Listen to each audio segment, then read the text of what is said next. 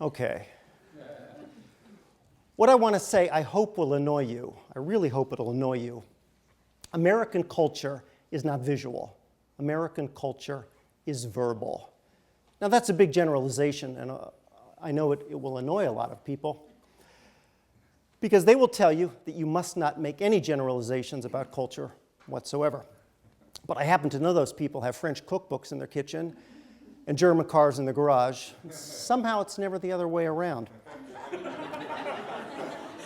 But I think you might have good grounds for believing that this particular generalization doesn't hold water. American culture, not visual? What about Andy Warhol, Jackson Pollock, Winslow Homer, Edward Hopper, Norman Rockwell? What about Hollywood? You could make an argument that the most important American cultural contribution to the world is the Hollywood movie, right? Which is, after all, nowadays almost purely a visual phenomenon because of our worldwide market. It's got to be translated. And you could even say, well, wait a minute, Lewis. What about Harry Potter? What about Lord of the Rings? Those are British verbal productions that have been given a visual cladding by the United States. Fair enough, but I still stick to this assertion. American culture is primarily verbal. Let me give an example. This is a painting we've been showing to students in our department in the first week for 50 years. It's a very, very nice painting. It's by Degas. It's at the Metropolitan Museum of Art in New York, painted in 1877, and it shows two girls practicing at the bar. And it's a very wistful painting. You have a feeling you've tiptoed in stocking feet in the studio without disturbing them, and you have a poignant sense of the loneliness of this big space. Degas is good. But why the water can? We always ask the students, why the water can? Because if you look, there's no plants to be watered. Why the water can? Well, it's the first week of class, embarrassed silence. Then finally, one timid and tentative hand shakes up. And this is someone who's been forced to take dance classes, I think, when he was 8. He says, in a hesitant voice, well, the water can is to water the floor, to control the degree of friction. And suddenly the class is very satisfied, immensely satisfied. That's why the can is there. That's why the can is there, because that can lets you calibrate exactly the amount of resistance without which you'd go sliding like a hockey player, or you'd go trippingly across the floor. So the class is ready for you then to move on. You say, well, not so fast. This is an example of necessary but not sufficient. Yes, it is necessary that it's there, but that doesn't explain it entirely. Why is the water can there? Appalled silence. The water can is there because it looks like the girl. The same cylindrical, rotund form which stretches up yearningly into this spout, reaching. The water can echoes the girl. Why didn't they see it? Because, this is my assertion, Americans see function, they do not see shape. We're not taught to see shape. Our culture does not tell us about shape. Our culture does not give us enough words to experience fully the sensory realm. And there's a reason for that. And the reason for that is this. For 200 years, the primary aesthetic experience in America is verbal, not visual. Now, how is this an aesthetic experience? I'm showing you a Quaker meeting house in Boston, painted by an anonymous painter, about 1800, maybe 1810. And it's very touching. This Quaker stands up and speaks without premeditation, without notes, but he tells you that his words come from the heart. He clutches his heart as he speaks. American culture, historically, is Puritan. Protestant, low church, Puritan. Even if you're not a Puritan today, you've been touched by this culture.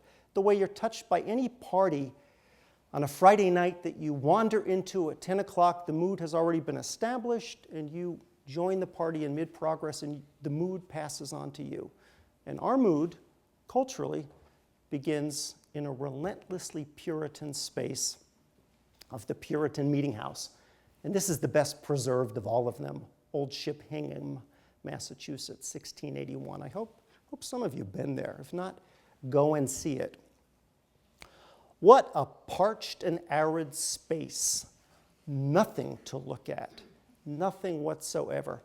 No plaster saints, no gilding, no mosaics, no painting, nothing to look at, because it's not a church. It's a vessel for the spoken word. It's essentially an auditorium. It's like the space you're in right now. Because the Puritans took to law the second commandment, thou shalt not make graven images. And this space has been desiccated, it's been pruned of anything that could possibly be taken to suggest idolatry.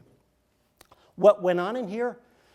5 or 6 hours of speech, but not rambling free-form speech, not like our lectures. What went on in there was a particular form of speech called the finding out. There were two-hour sermons on Sunday. And what would happen is a biblical verse would be read. It might be a short one, Old Testament, New Testament. Man does not live on bread alone.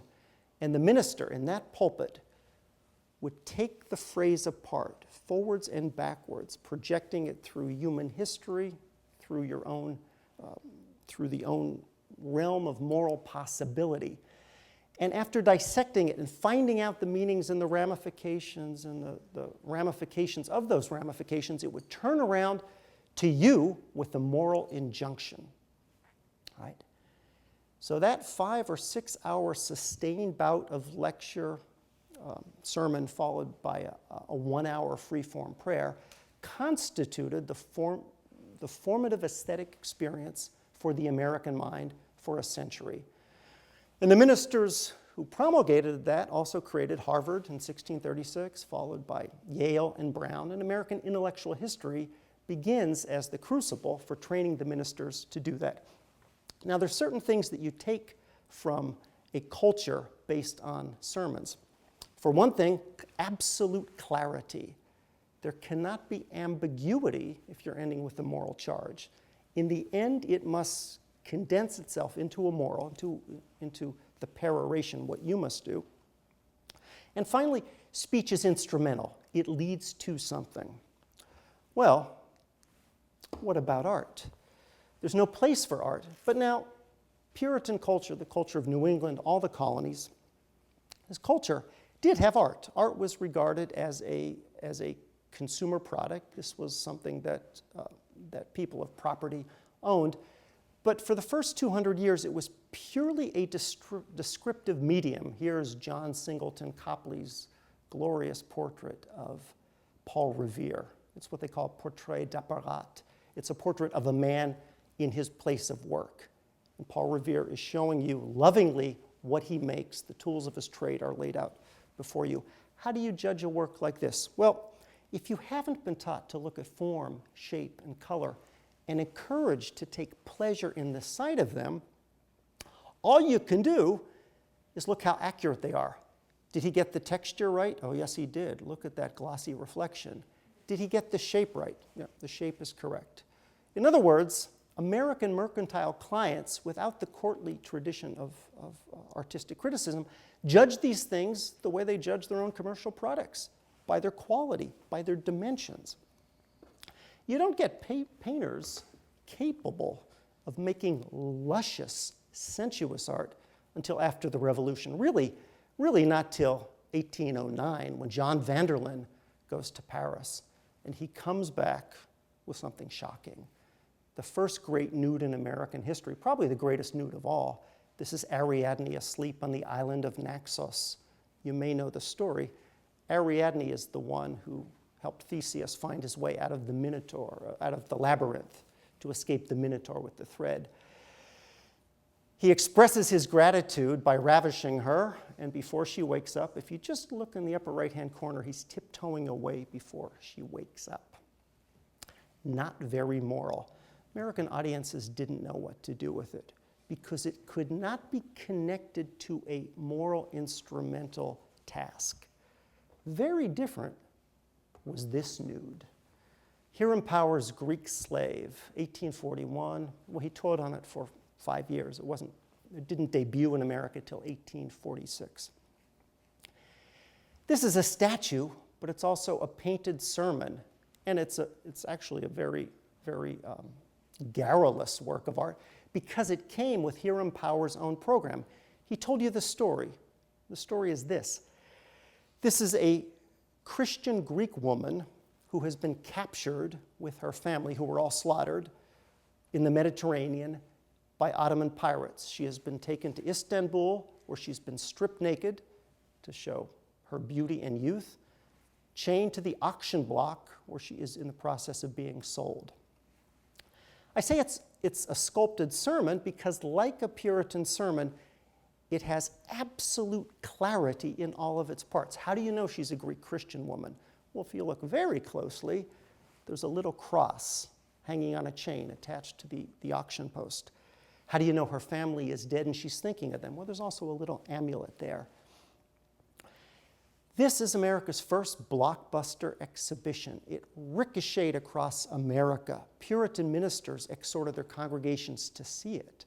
The nudity was felt not at all to be indecent. This was regarded as a quintessentially moral piece of art because it taught a lesson. And the lesson was Christian forbearance and humility. Because the nudity was forced on her, it's not shameful.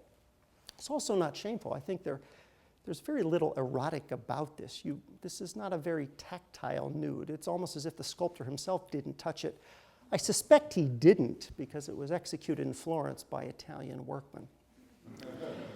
So we look at this and we can pronounce it as good because it is morally good. Is it aesthetically good? Is it possible to have a work of art that is aesthetically good but morally suspect? Well, the Puritans wouldn't believe so. Now, all of you are saying, we don't think like this anymore. This is very sentimental and saccharine. We don't do this. We do. We do. This is an artist, Jennifer Weigel, minor performance artist, although I kind of like it. What's it about? Well, you don't need for me to tell you. It's about puppy mills. She is acting out the tragedy of these mass-produced industrial warehouses where puppies are bred. Not what I would wear into my dog crate, but to each his own. In a sense, each one is an absolutely and utterly unambiguous statement of values. And both of them also have larger ramifications for the culture they're in. Hiram Powers' Greek Slave debuted in 1846, the same year of the Dred Scott decision. It would be impossible for an American to look at that, the Greek Slave, in 1846 without thinking of the tragedy of American slavery. And actually, he adroitly let you think about slavery without let you thinking about race by treating it in white terms. Likewise, Jennifer Weigel's art is a statement of political art. Now, I suspect if you today worked for the National Endowment for the Humanities and 2 grants landed on your desk, and one of them said, my performance piece will call attention to the problem of poverty in the immigrant communities along the border, and the other application said, my piece of art will create a luscious collision between the maximum intensity of green and red. Who do you give the grant to? Well, you're not quite sure about the collision of green and red, but it seems the other one at least has a good moral attached to it. And that moral is a verbal one. So what happens in this country is again and again, because our first 200 years are saturated in that instrumental treatment of art, that we invariably default to the verbal story and not the story, the part of the story that gives us pleasure. And art exists to give us pleasure. And this permeates all of our lives. How many times have you sat down and someone said, you eat that, it contains antioxidants? How often do they say, the peculiar acidity of this tomato will make your mouth pucker in uncontrollable pleasure? Generally, it's the antioxidants. That explains such a cultural disaster as the modern American tomato. In other words, Americans are very good at dissecting a work of art and prying from it a narrative. This is the secret of America's most successful artistic movement. It dominated the 19th century. It's called the Hudson River School, and it would have been possible for any American, without having had any instruction in art history whatsoever, to look at a painting like this. This is Frederick Church's glorious Twilight in the Wilderness from 1860. Possible for any American who'd been to church. Well, and he is church. It would have been possible for them to dissect it and derive from it a moral. What is the light? That light, that scintillating presence, that is God in the landscape. This is nature created by God. This is Eden.